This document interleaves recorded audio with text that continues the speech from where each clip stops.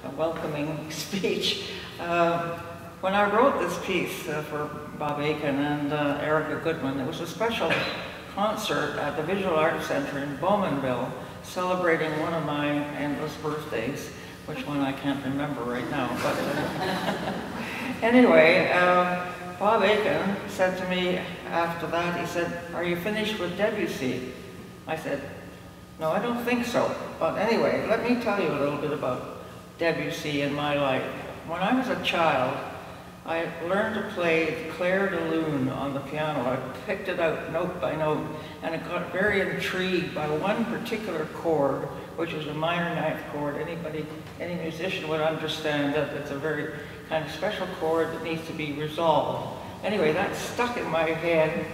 And then later on in my teenage years, my sister and I used to lie outside at night on the balcony of the place where we lived in Whitby and listen to a CBC radio program called Escape with Me, with Bert Devitt was the producer, and his main character in that program was Smitty.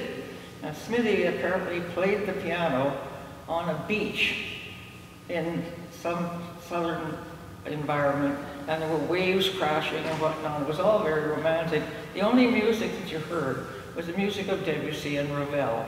And it was, how the orchestra got on that beach, I really don't know, but it certainly was an impression that was very profound in my life.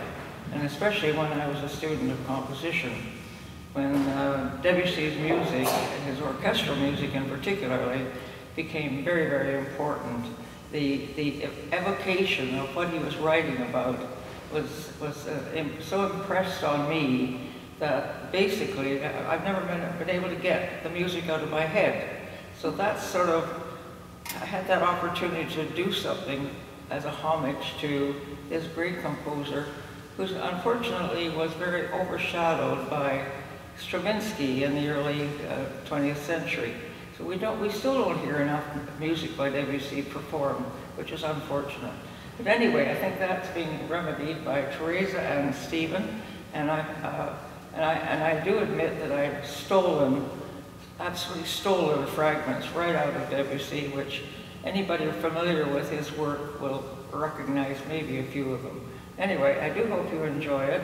It was a pleasure having Bob and Erica play it the first time, and Stephen, who has played it again, and now Teresa is in her repertoire, and I'm very delighted that it's on the program tonight, and I hope you enjoy it. Thank you.